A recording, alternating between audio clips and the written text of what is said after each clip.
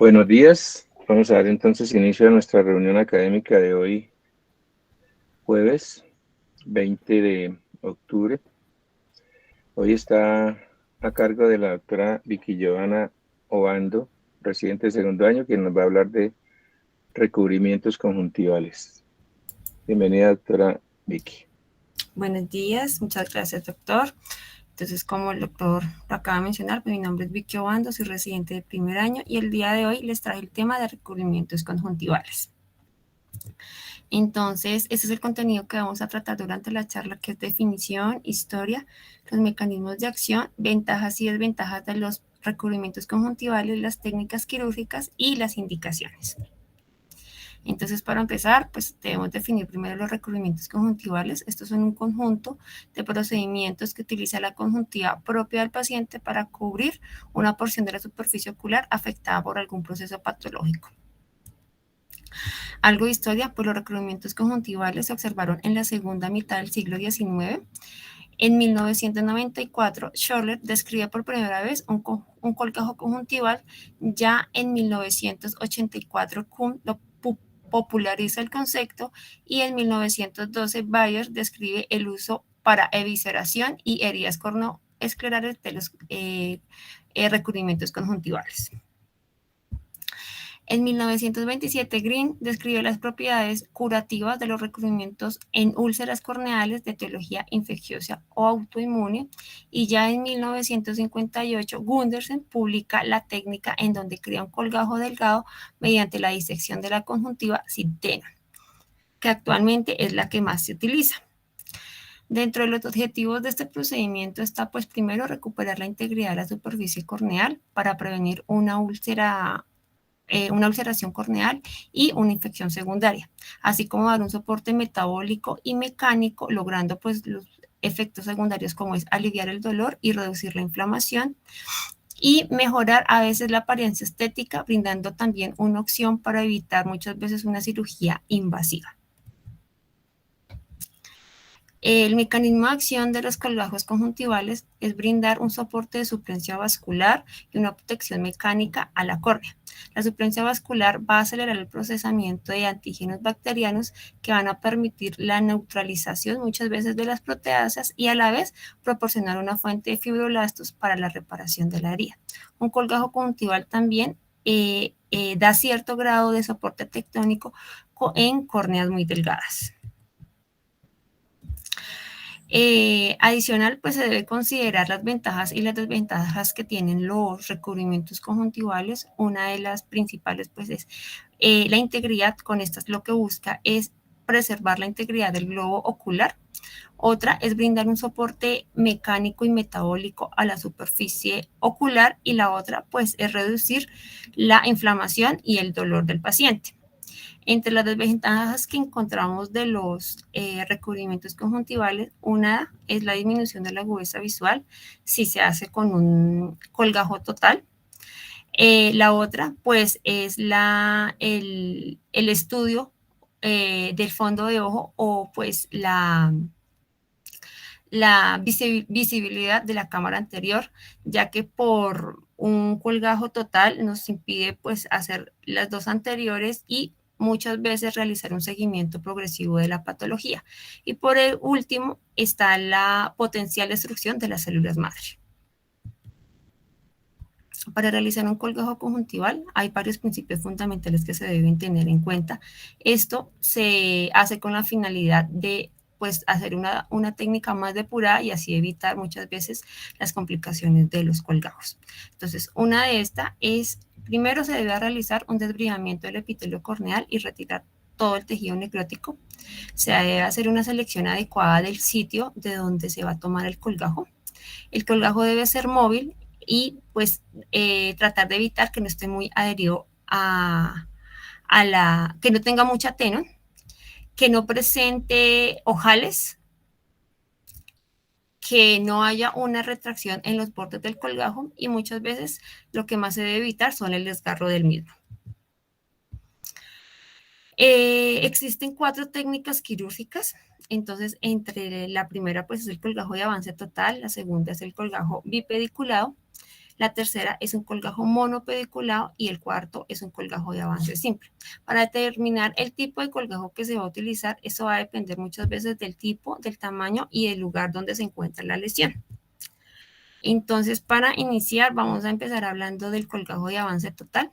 Esta fue la primera técnica que se describió por Gundersen en 1958, es la más utilizada actualmente, pero ha tenido múltiples modificaciones. Esta consiste en que se crea un colgajo de puente delgado que no tiene tenon, suele ser bipediculado y implica una peritomía de 360 grados, y pues para eso se debe realizar un desbridamiento de todo el epitelio corneal para así poder permitir una adecuada movilización para cubrir toda la superficie corneal. Los pasos para realizar este procedimiento, pues primero se debe realizar una desepitelización. Segundo, se debe desbridar todo el tejido necrótico. Se debe realizar un reparo de tracción superior en la conjuntiva vulvar superior, en el limbo, superior, sobre todo a las 12 meridiano. Esto es con el fin de tener una mejor exposición de la conjuntiva vulvar superior y del fornix. Y el reparo se puede hacer con seda 6-0. Posterior, se debe realizar la marcación en el área que se va a disecar. La altura vertical del colgajo debe ser de aproximadamente 14 a 18 milímetros y el ancho aproximadamente debe ser de 20. Ay, qué pena, me quedó mal. Y el adicional de esto se debe realizar una peritomía completa de 360 grados. A continuación, se debe separar la conjuntiva de la cápsula de tenon mediante una inyección. Esta inyección va a ser con una solución balanceada y con lidocaína al 2% con epinefrina o con aire. Pero se debe insertar la aguja fuera del área de disección previa para evitar la perforación del colgajo. Después de realizar la incisión, después se realiza pues la incisión. Esta incisión debe ser por el área que se marcó inicialmente. Posterior a esto se hace la disección desde la parte proximal a la parte distal. Siempre se debe verificar pues que no tenga cápsula de tenon y que no tenga ojales y que no sea no tenga zonas de tracción. Para también evitar la tracción o la retracción del colgajo, se debe estar irrigando el colgajo siempre con solución salina. Posterior a esto se va a retirar el punto de reparo, se va a desplazar el colgajo hacia la córnea, se va a hacer la fijación al limbo con puntos separados y con puntos epiesclerares. Estos puntos se pueden realizar con nylon 10-0. Y en esta imagen podemos observar, pues a mano izquierda, cómo quedan los puntos de sutura superiores e inferiores, y ya en la imagen de la derecha se observa pues un colgajo total en un paciente que tenía una úlcera herpética. Entonces, para la explicación del colgajo total, les traje un video que nos va a mostrar toda la técnica quirúrgica pues en un paciente. Entonces acá lo inicial es que se hace un desbridamiento del epitelio corneal.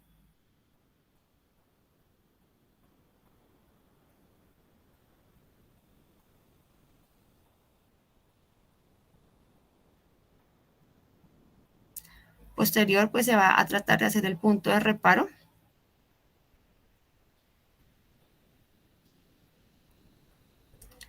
Se hace la marcación del colgajo.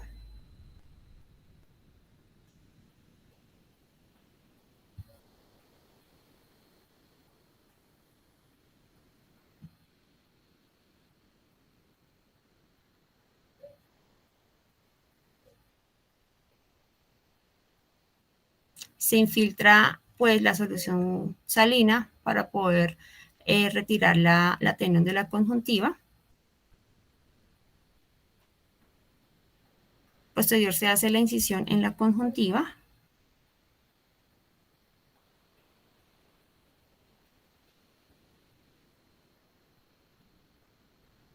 se empieza a disecar la tenión de la conjuntiva.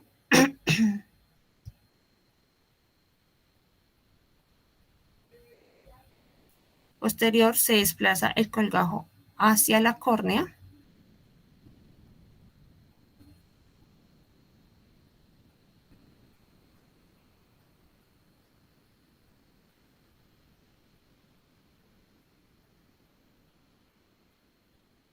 Y se realizan los puntos de sutura.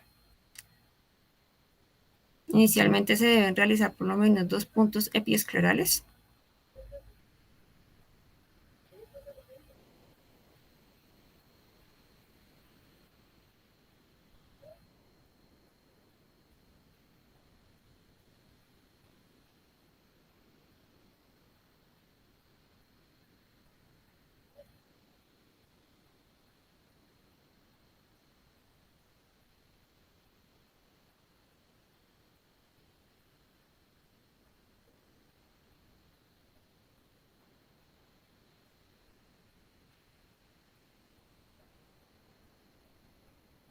Y se completa la sutura con puntos separados.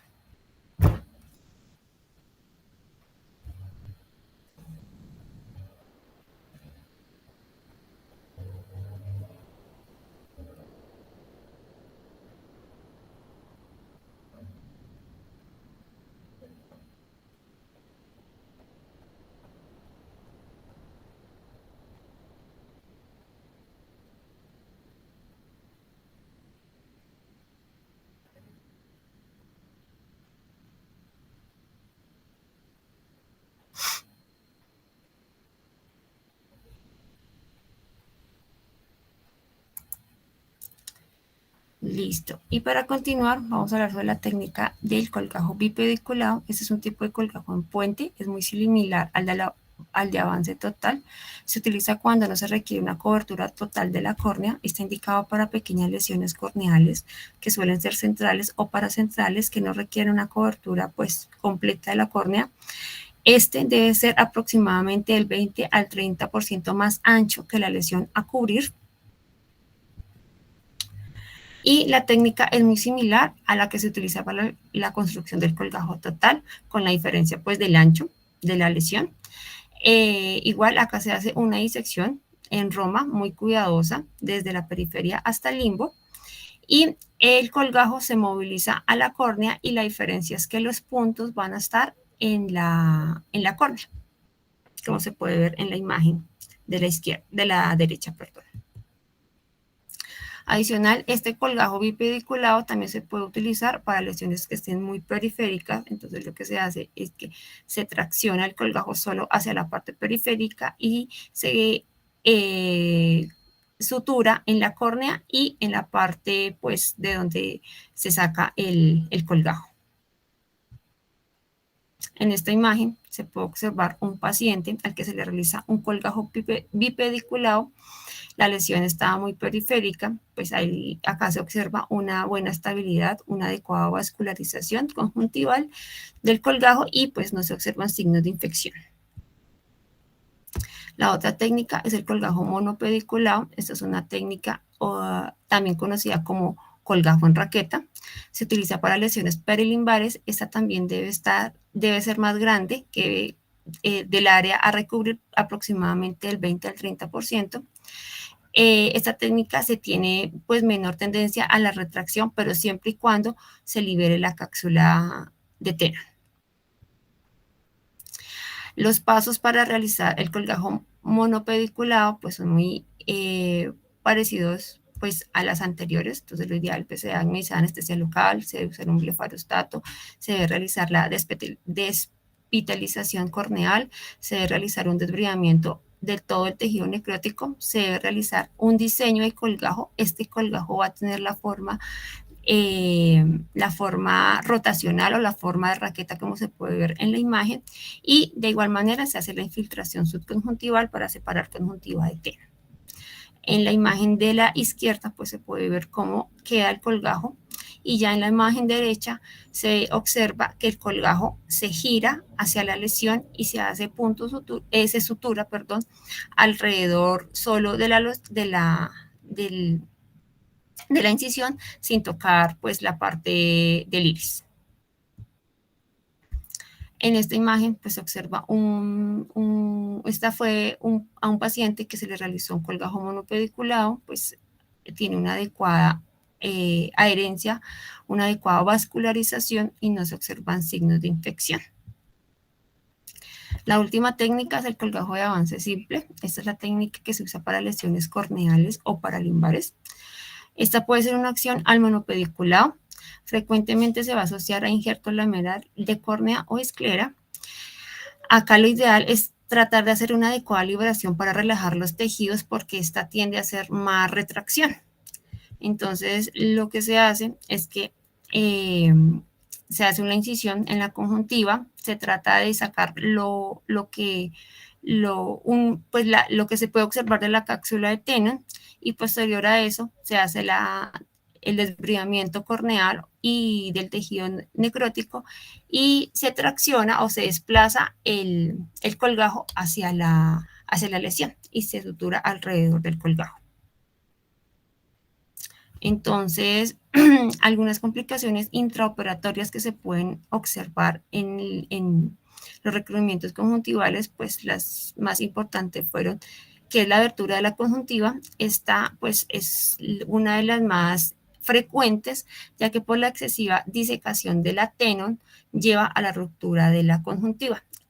Muchas veces el ojal tiende a agrandarse después de la cirugía y pues al agrandarse pues nos va a dañar prácticamente todo el recubrimiento. Entonces, si se ve una abertura durante el procedimiento, esta se puede suturar, sobre todo con nylon 10-0 o 11-0 para pues evitar la complicación. La segunda es la disección inadecuada. Esto pues se puede evitar ya que se debe realizar una planificación preoperatoria para determinar si la conjuntiva superior está disponible pues para poder sacar el colgajo. Si es un colgajo total, pues ver si aproximadamente tiene las medidas indicadas y pues que tenga una adecuada movilización. Otra complicación es la hemorragia. Entonces, esta complicación es muy frecuente durante la cirugía, pero por lo general la podemos controlar con aplicación de cauterización en el lecho de resección. Las complicaciones postoperatorias están asociadas muchas veces a que la técnica no es la adecuada. Entre las que encontramos son la retracción del colgajo, la ptosis palpebral. Esta suele ser transitoria o prolongada. Esta se puede desarrollar postoperatoriamente en casos de que se haya hecho una disección excesiva del fornix superior.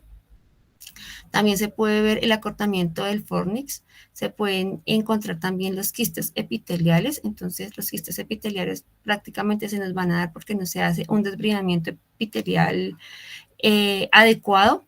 Estos muchas veces se suelen eliminar solo, pero cuando no se suelen, toca llevar al paciente nuevamente a una reintervención quirúrgica. La neovascularización corneal, la recurrencia con erosión de la lesión y la perforación corneal. Dentro de las indicaciones que tenemos para los recubrimientos conjuntivales están los trastornos ulcerativos infecciosos. Dentro de estas, pues vamos a encontrar las úlceras infecciosas refractivas al tratamiento como las herpéticas, que estas suelen presentar muchas veces necrosis del estroma, defectos epiteliales persistentes, y entre las otras que podemos evidenciar son las fúngicas, las bacterianas y las parasitarias, que muchas veces estas no responden a tratamiento tópico y el proceso de lisis pues persiste. Otras indicaciones son los defectos epiteliales persistentes, como las úlceras neurotróficas, pacientes con ojo seco severo, queratoplastias por exposición y queratoplastias bulosas. También se han indicado en adelgazamiento de estroma severo, como enfermedades de tejido conectivo, las úlceras de Murren y muchas veces las que no tienen un adecuado soporte tectónico. Adicional, las indicaciones para recubrimiento se pueden dar para traumas, ojo ciego previo a la adaptación de una prótesis y complicaciones de cirugías de glaucoma. Entonces, pues ahora voy a hablar específicamente de algunas de las indicaciones más prevalentes, empezando por las queratitis ulcerativas infecciosas. Entonces, entre la primera encontramos la queratitis herpética. Esta es una de las causas más frecuentes de ceguera en el mundo y pues es causada por el virus del herpes simple. Entonces, la queratitis estromal herpética progresiva o necrotizante sigue siendo pues un dilema de difícil manejo. Entonces, para esto traje un estudio en el que se evaluó el uso del recubrimiento conjuntival combinado con terapia antiviral con esteroides para la queratitis estromal necrotizante, causada muchas veces por el virus del herpes simple. Entonces, en este estudio, pues todos los pacientes tenían una queratitis necrotizante. En él se evaluó en 25 ojos, fue realizado del 2007 al 2013. Acá dentro de los criterios de inclusión, se encontraban que todos los pacientes tenían antecedentes recurrentes como hiperemia ocular asociado a dolor y a disminución de la agudeza visual. A estos pacientes se les realizó el desbridamiento corneal, cultivo, microscopía con focal de escaneo láser para excluir infecciones purulentas combinadas por bacterias, hongos. La mayoría de los pacientes tenían úlceras mayores de 4 milímetros y casi ocupaba la mitad del estroma corneal y todos tenían un compromiso del eje visual.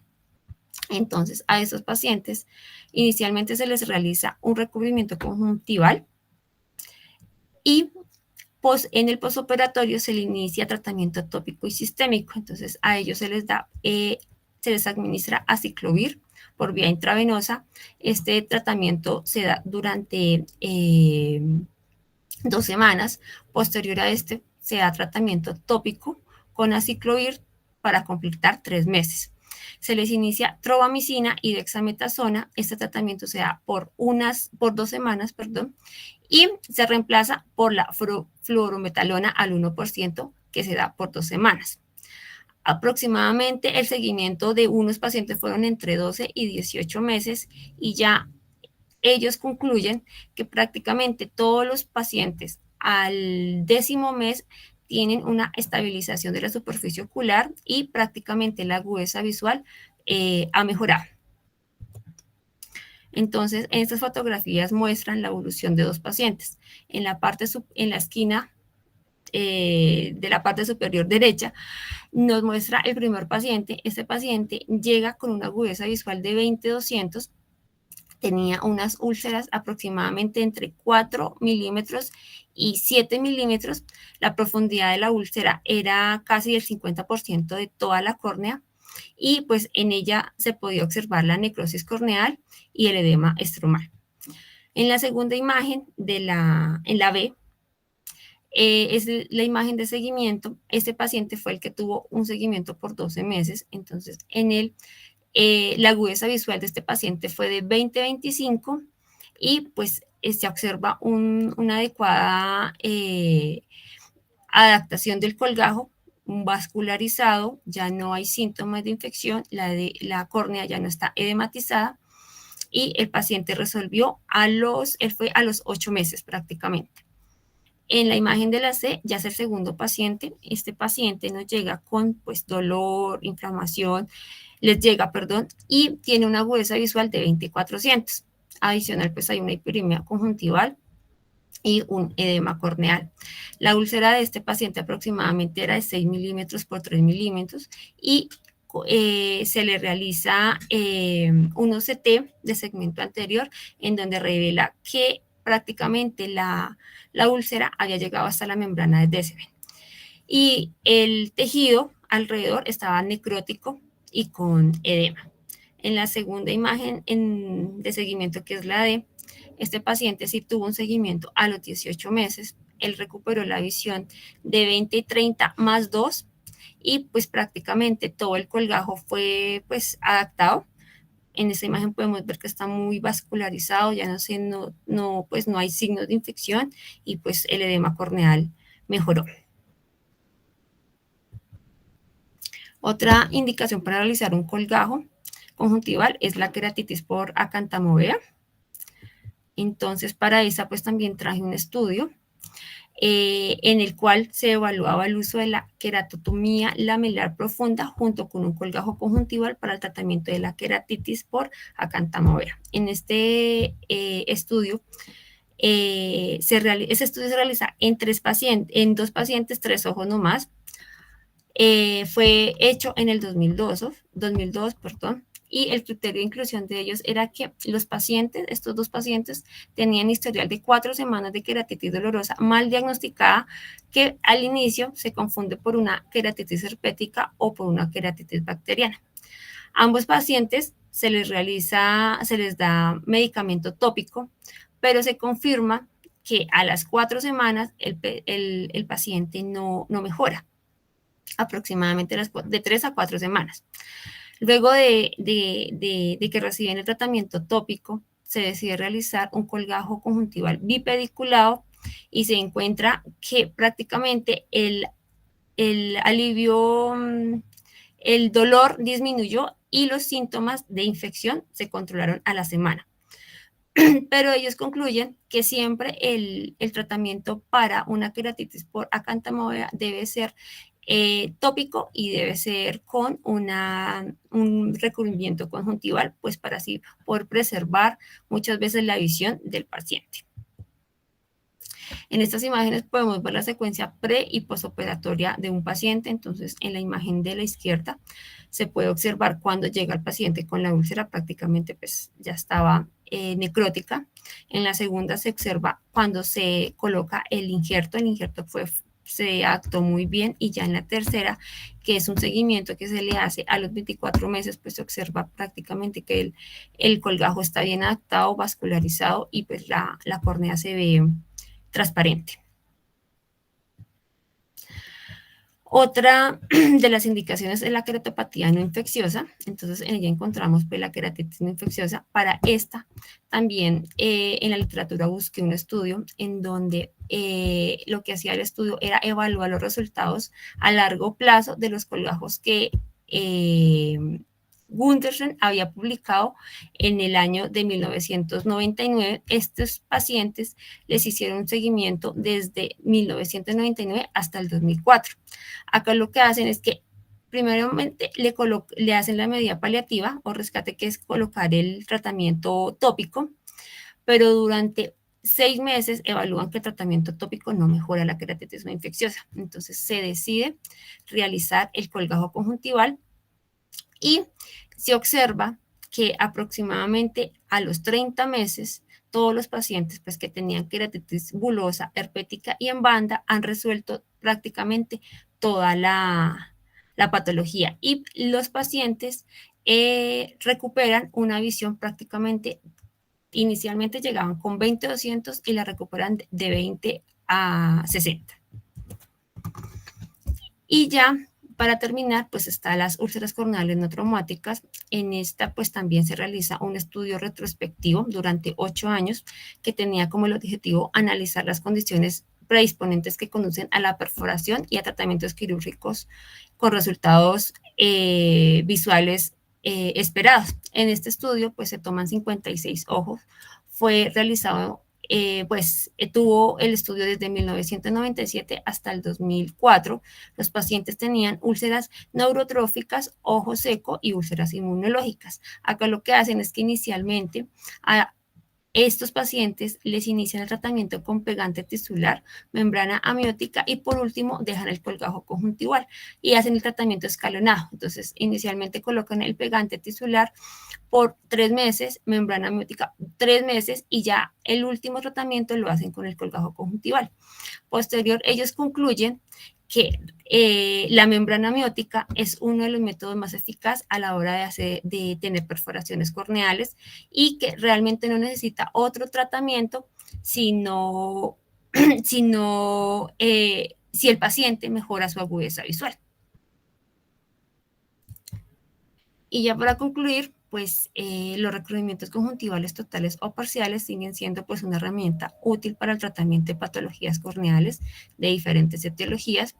Estos constituyen un grupo de procedimientos quirúrgicos que nos van a permitir conservar la integridad de la córnea, el globo ocular y la preservación de la visión. Una adecuada evaluación preoperatoria y un procedimiento cuidadoso reduce la incidencia de complicaciones y pues es un procedimiento coadyuvante que no implica la suspensión del tratamiento inicial, muchas veces en las indicaciones antes mencionadas. Y muchísimas gracias.